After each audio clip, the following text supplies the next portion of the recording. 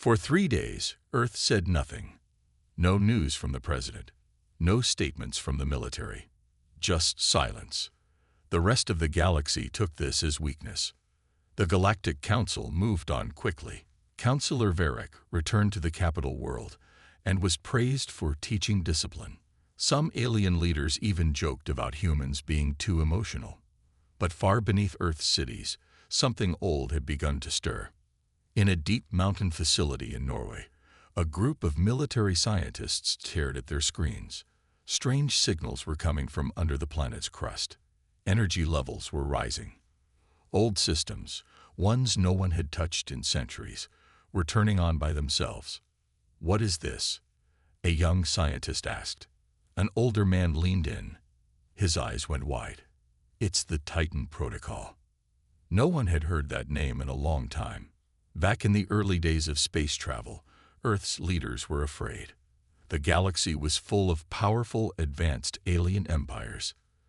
To protect itself, Earth built something in secret, massive warships, hidden in deep vaults across the planet.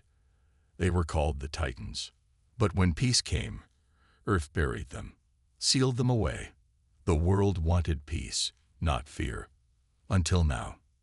Now, after Lion's death, the Titans were waking. In the Amazon rainforest, the ground shook. Birds flew into the sky. Trees fell as a huge metal platform slowly rose from the earth. On it stood a black, triangle-shaped ship. No windows, no lights, but it pulsed with life. In Siberia, ice cracked for the first time in 1,000 years. A giant bunker opened, revealing a long silver carrier ship, coated in armor no one could scan through. In a secret base near the Mariana Trench, a sleeping underwater craft began to move, sending waves across the Pacific. It had no crew. It didn't need one. These ships had names: Vengeance, Echo, Revenant, Silent Star. Each was more than a machine. Each was built with old human rage and hope, built for the day someone might hurt Earth's children. And now, that day had come. Back in the capital city of Earth, the president met with the Joint Defense Council. "Are the signals confirmed?" she asked. "Yes, Madam President," the general replied. "We didn't wake them. They woke themselves. The Titans are responding to a Class Red threat, a direct attack on innocent human life." She looked down for a moment, then spoke. "Let them wake, but do not launch." "Not yet." The general nodded. Understood. Across Earth, news slowly began to spread. People whispered in quiet cafes, in schools, in train stations. Something's happening. The old ships, they're waking up. Earth hasn't forgotten. At the same time, aliens on other planets started to worry. Strange readings had appeared on deep space scanners, ships disappearing without a trace, silent signals bouncing off planets. A merchant fleet traveling through neutral space had vanished. Only one ship returned.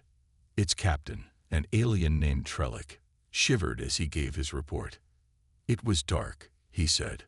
"We didn't see them. No lights, no sound. Just black ships, moving like ghosts." Ghosts. The council officer laughed. But Trellick didn't smile. They weren't pirates. They weren't normal ships. They moved like they were alive. The council dismissed the story. But behind the scenes, some began to worry.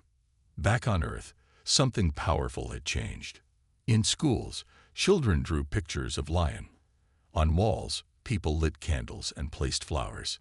His story had spread everywhere, not just as sadness, but as a call. Earth didn't scream. It didn't cry out. It listened. It watched, and it prepared.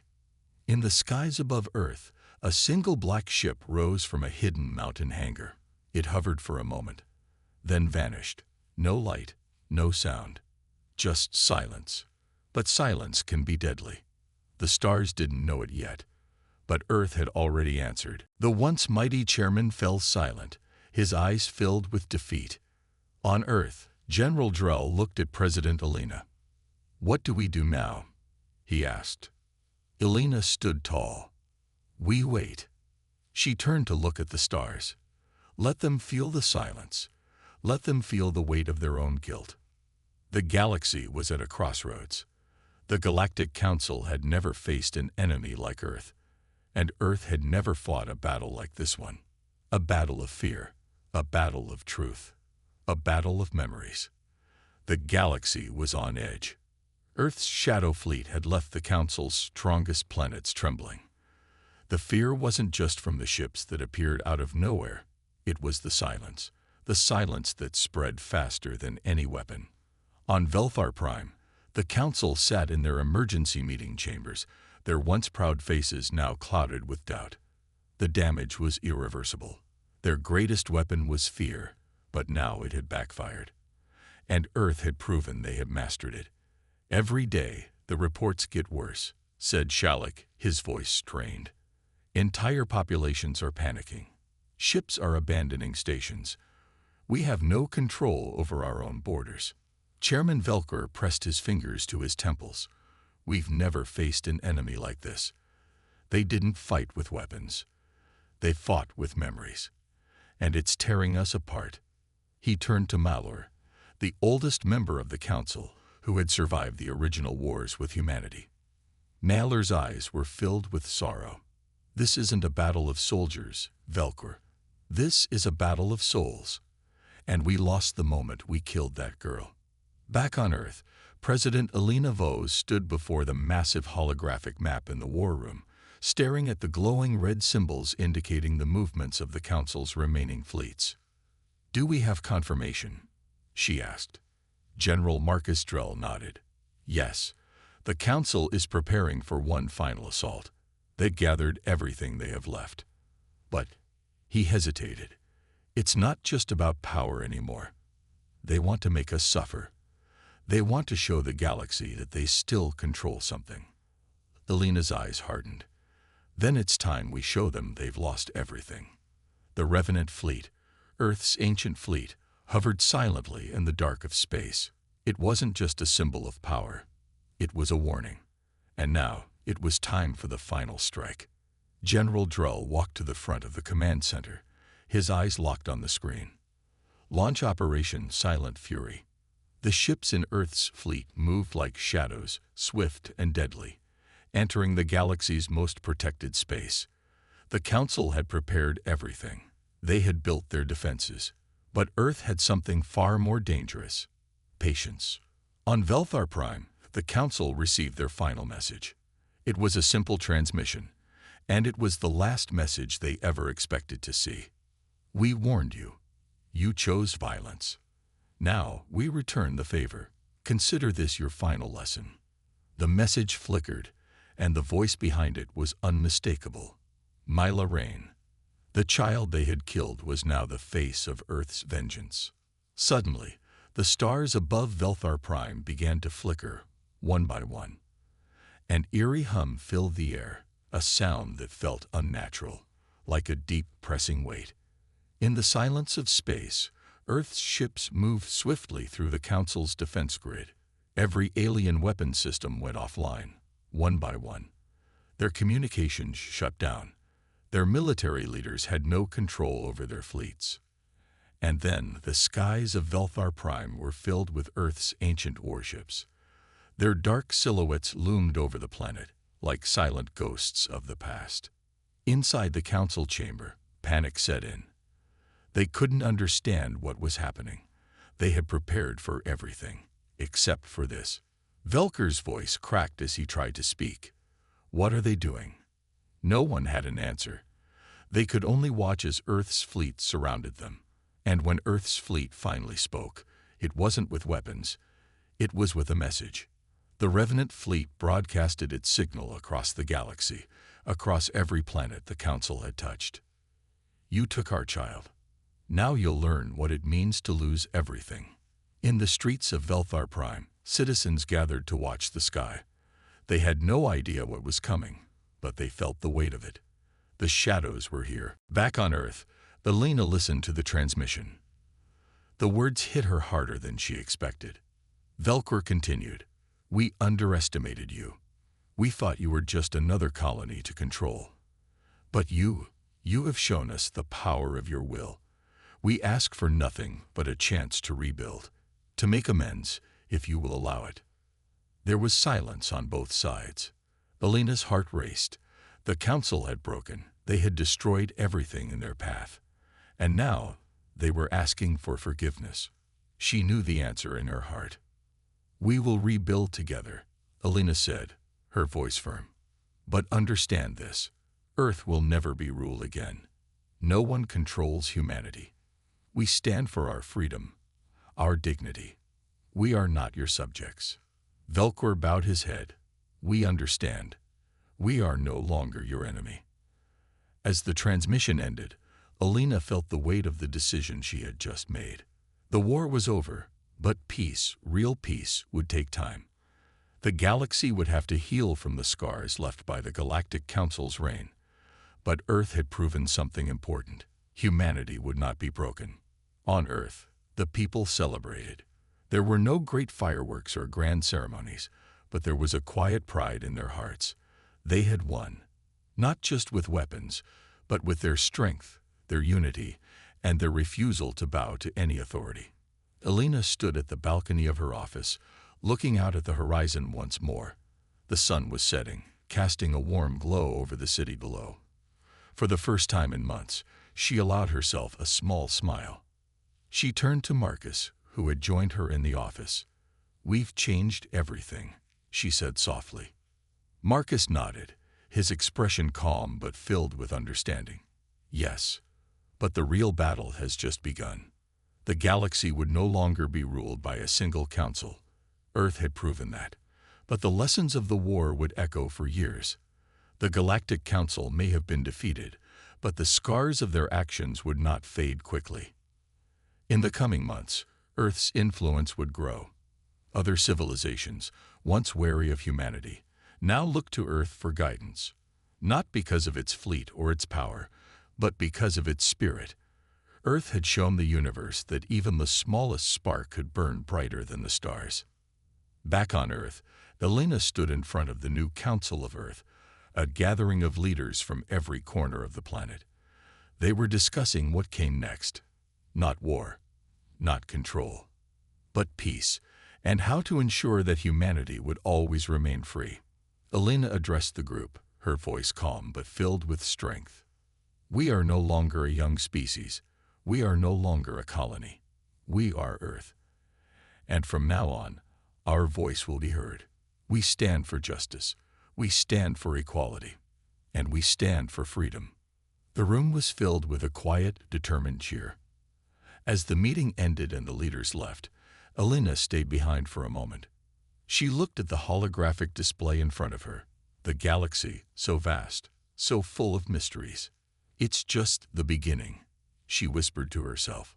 Humanity had won, but the story of their rise, of how they went from a quiet planet in a quiet corner of the universe to the most feared power in the galaxy, was only just beginning. The galaxy had learned to fear humanity, not for its weapons, but for its unbreakable will. And in the silence that followed, one thing was certain. Earth's story was far from over. The galaxy had changed in ways no one expected. In just a few days, Earth's ancient fleet had crippled the Galactic Council's strongest planets. Fear was spreading like wildfire. Now, no one felt safe. The mighty council, who had ruled the galaxy for centuries, was shaking. In the high halls of Velthar Prime, the council's leaders gathered for an emergency session.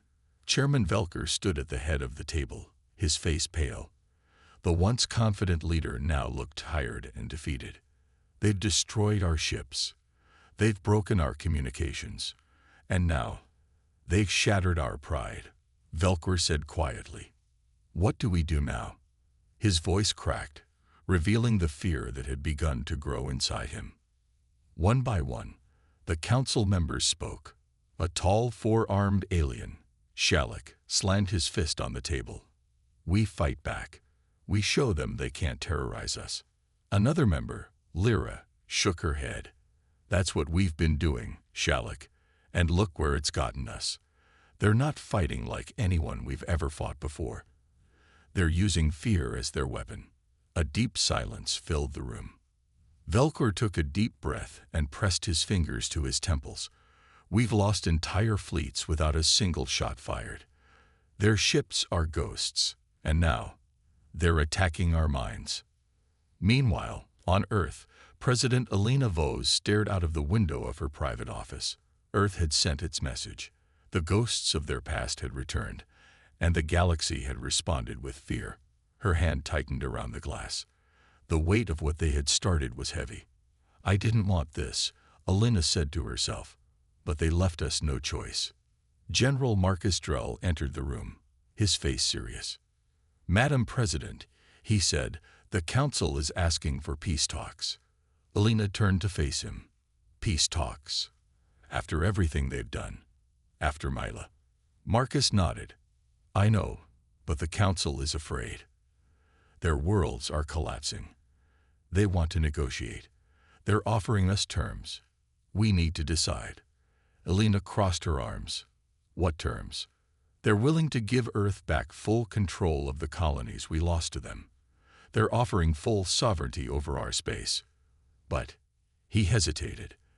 They're demanding that we stop our psychological warfare. They want the images of Mila and the shadows to disappear.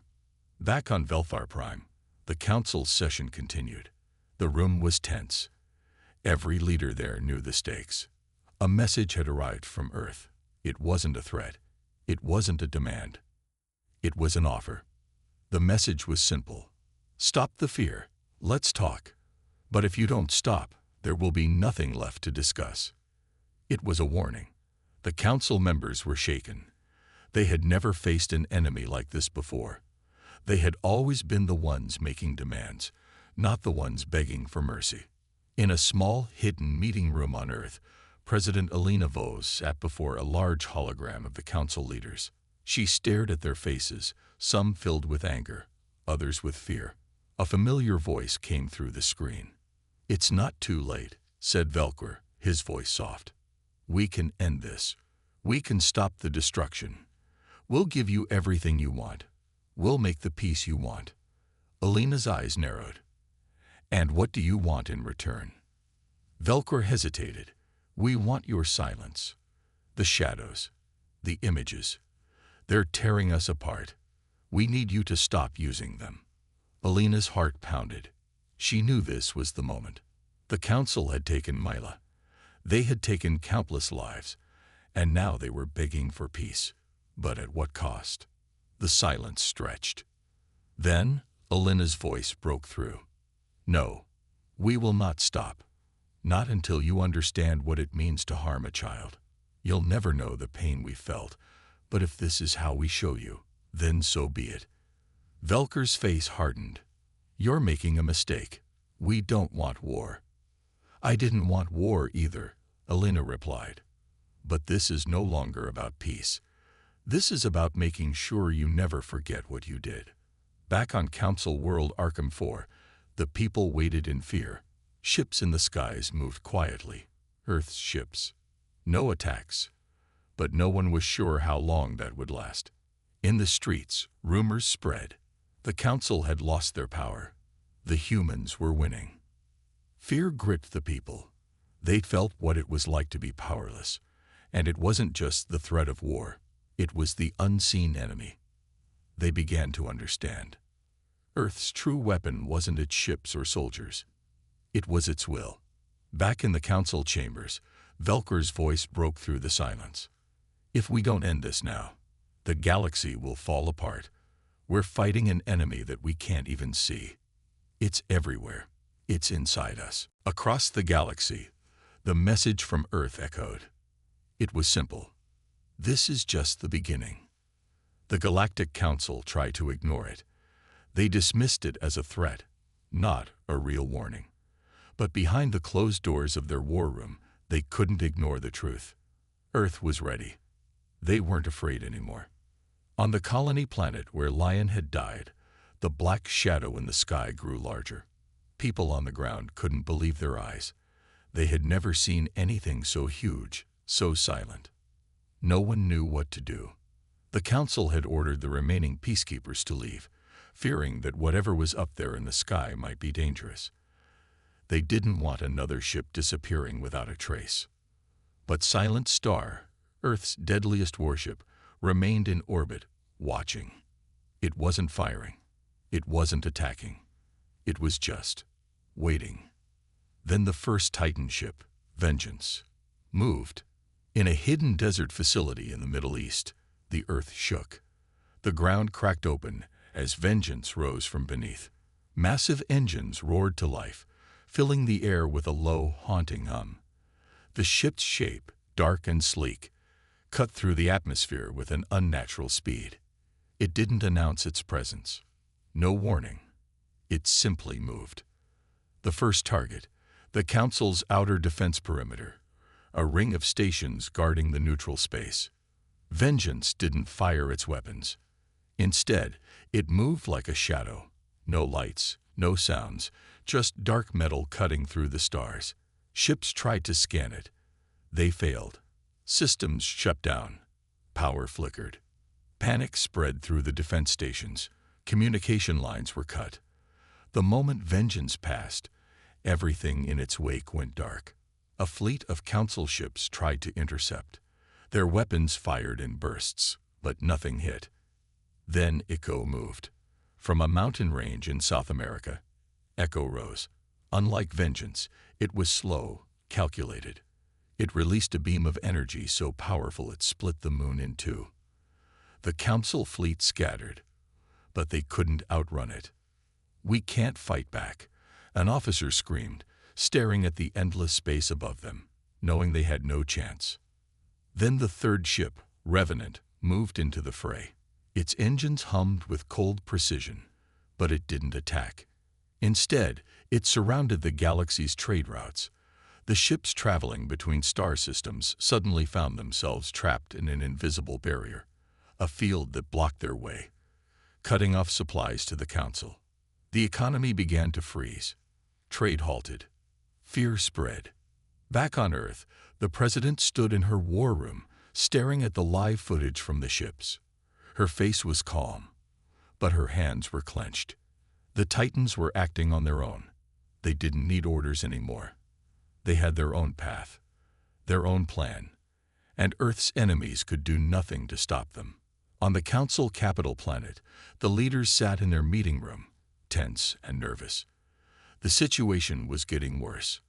Nothing they had done so far could stop the Titans. "We have to retaliate. We can't let this go on," one counselor said, slamming his fist on the table. "But what if they don't stop?" Another counselor replied.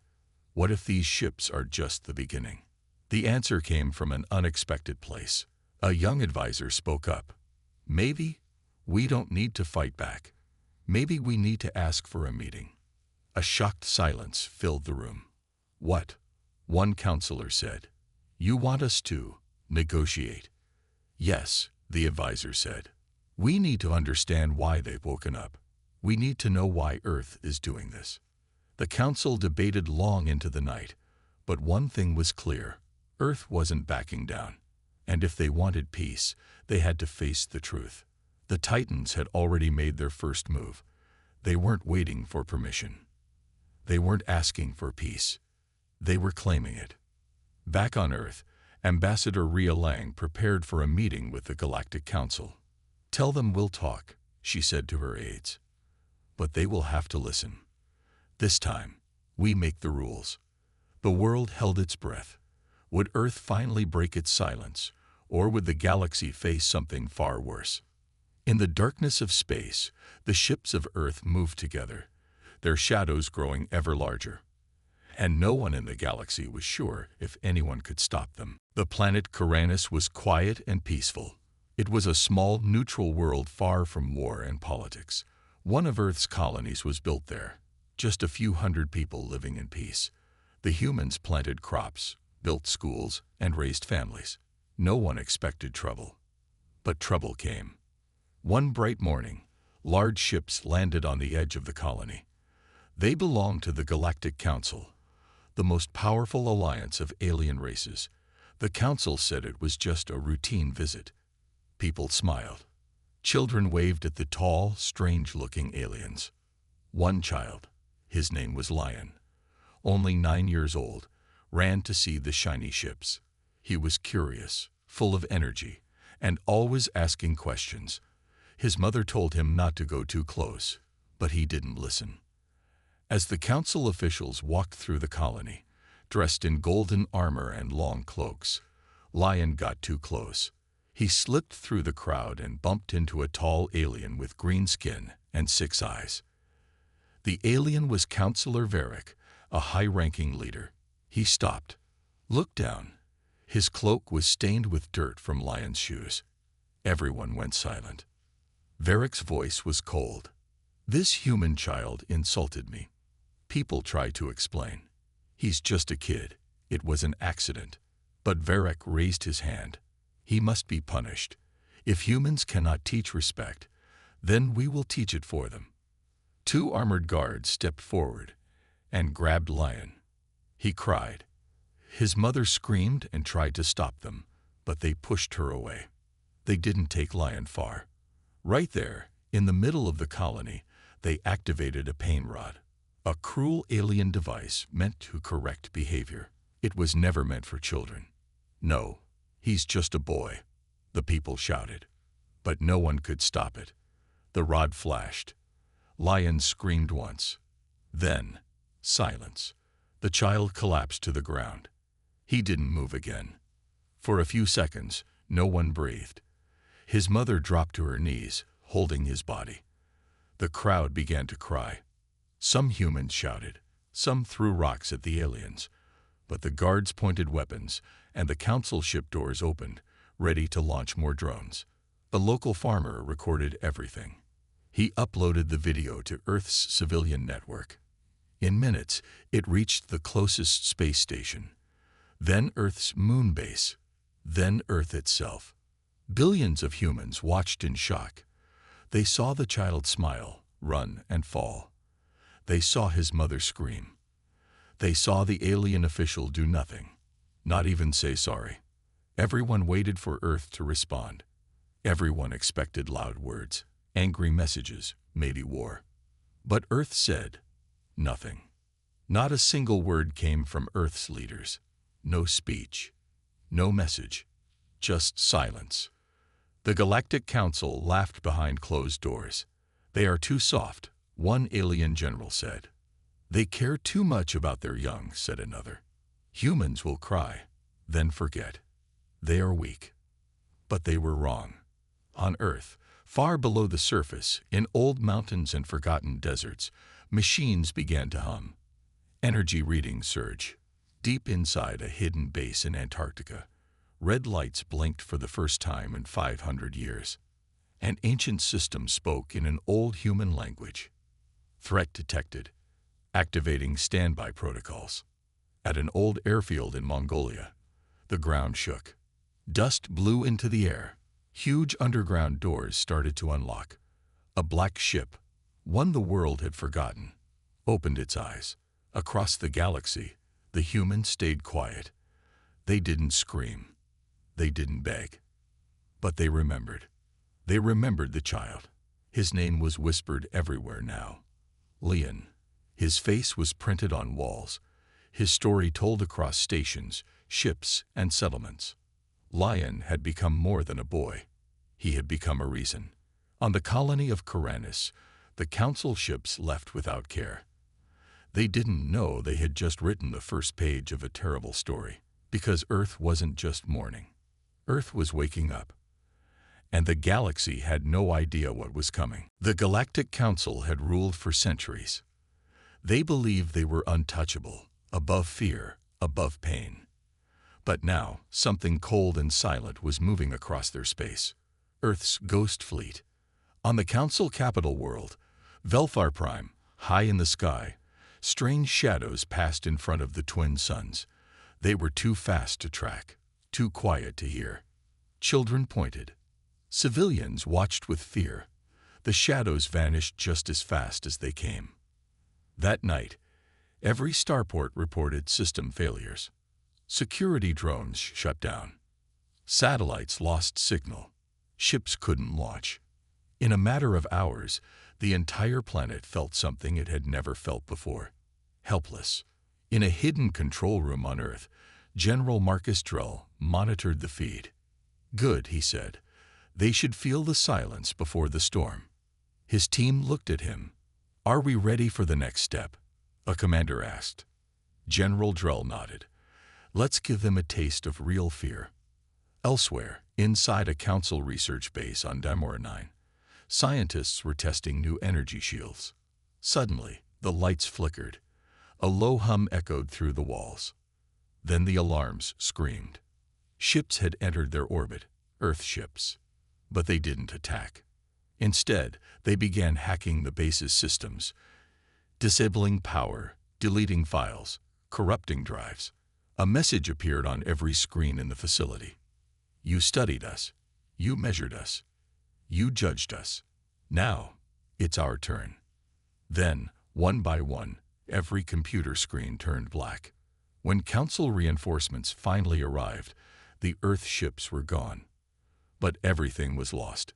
The data, the research, the pride, all turned into nothing. In the Council chambers, Chairman Velker shouted at his generals. "How are they doing this? These are humans." One general replied, "No, these are not just humans. These are their shadows, their ancient fleet." Another whispered, "We've awakened something we never should have touched." A silence fell across the room. Then a quiet voice spoke. It was the elder member, Malor, the last surviving Council leader from the First Human War. "I warned you," he said. "You thought time had broken their will. But Earth doesn't forget. Earth waits." Back in Earth's command bunker, President Alina Voles met with the Eternity Court. She looked tired, but her eyes burned with quiet fire. "We don't want war," she said, "but we won't run." She placed a photo of Mila Rain, the 9-year-old girl, on the table. She was just a child, and they killed her to send a message. Now we'll send one back. Everyone in the room stood in silence. No one spoke, but in their hearts, the answer was clear. Far across the galaxy, Council world Viredin 3 was next. Its skies turned red. Citizens ran to bunkers. Ships tried to leave, but every launch pad failed. Then, in orbit, the clouds parted. One ship appeared, Unit 07, Revenant. It hovered above the capital.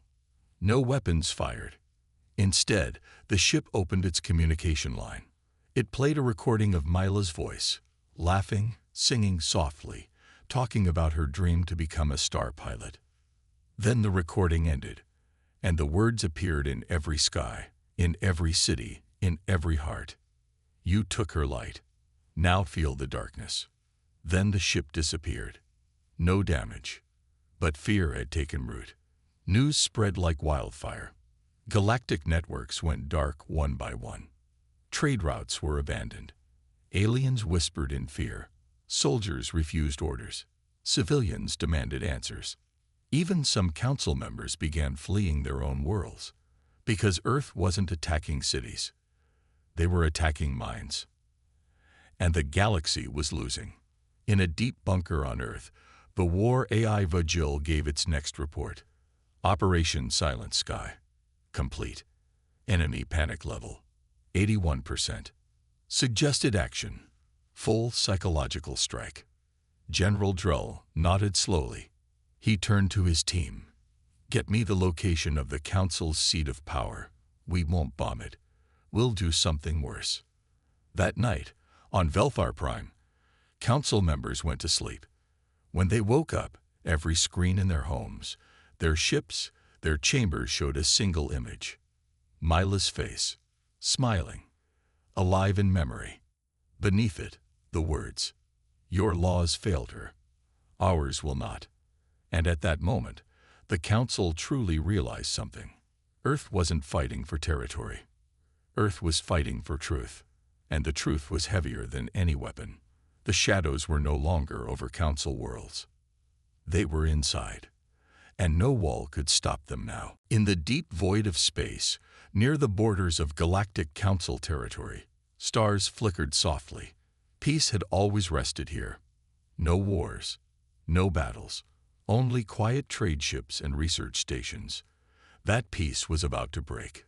A massive alien station, Council Outpost Theta 6, floated calmly in orbit around a mining moon. It was guarded by patrol ships and filled with scientists, diplomats, and officials. No one expected danger. Not here. Then the shadows arrived. Without sound, 3 black ships appeared in orbit. Their hulls absorbed light. No energy signature was detected. No weapons were fired. They just appeared, watching. Council ships raised shields. Warnings were sent, but the black ships didn't respond. One of the station commanders, a tall insectoid alien, barked, "Send fighters." Chased them away. 12 fighters launched toward the unknown ships. They vanished in 6 seconds. No explosions, no wreckage, just silence. Panic spread inside the station. Emergency lights turned on. People screamed and ran to the escape pods. Then, a signal came through. It was Earth's voice. A calm, human voice said, "This is not an attack. This is a warning. You took a child. We will take your fear. Next time, we won't knock." Then the black ships turned and vanished into the stars. The Council never saw anything like it. Back on Earth, President Elena Vos stood in front of the United Earth Council. The world watched her live on every screen. She said, "We asked for peace. We followed their rules. We raised our children under their laws. But they murdered one of our own." Her voice grew stronger. "Earth will not remain silent. We will not beg. We are no longer the species that entered the stars with hope. We are what the stars feared." Cheers broke out in every corner of Earth. General Marcus Drell stood in a hidden chamber under the Arctic base. Before him stood 20 commanders, each in charge of a ghost fleet ship. He pointed to the star map. "These are their trade routes, their weak points, their pride. We won't destroy it yet. We'll show them how close we can get. Let them feel hunted." He turned and looked each commander in the eyes. "But if they don't change, we press the second button." They all nodded. Meanwhile, in Council space, fear was spreading faster than news. On the planet Javaris, where alien nobles lived, guards were doubled. At night, people looked to the sky and wondered if the black ships were watching. A merchant whispered, "The humans have demons flying for them." Another said, "No, the demons are the humans." The Council called for an emergency galaxy-wide broadcast. Chairman Velker, the alien leader of the Council, stood before trillions. "We regret the death of the child," he said, "but Earth's actions are dangerous. They are threatening the balance of peace. We ask for talks." But Earth didn't reply. Inside one of Earth's ancient ships, Unit 06, Revenant, a special transmission was received. A video file. Hidden inside it was an old message from the past. It showed Earth's first contact with aliens, nearly 200 years ago. The humans had come with smiles, with gifts, with peace. But the aliens had laughed. Then they had tested Earth with weapons. The video ended with a single sentence, spoken by Earth's first commander. "If peace fails, we'll come back with storms." Now that storm was building again. In orbit over Mars, a group of Earth's modern warships flew by the Ghost Fleet. The modern captains watched in awe. "These ships, they don't have serial numbers," one officer whispered. "They aren't in the database." Another said, "They don't need shields. Their armor is living metal. We don't even understand how half of it works." General Drull came on screen. "You weren't meant to see them. But now, the galaxy must know. These ships are not weapons. They are memories. And memories don't forget." Back at Council Outpost Theta 6, recovery teams tried to study the area where the Earth ships appeared. They found nothing. No debris. No radiation. Not even a trace of engine burn. Only a single metal shard, stuck in the wall of the command tower. It was black, cold, and humming with unknown energy. Engraved on it were simple words: "We are awake." The Galactic Council didn't sleep that night, because they now understood something terrible. Earth wasn't fighting for revenge. Earth was preparing for something bigger. And this was just the warning shot.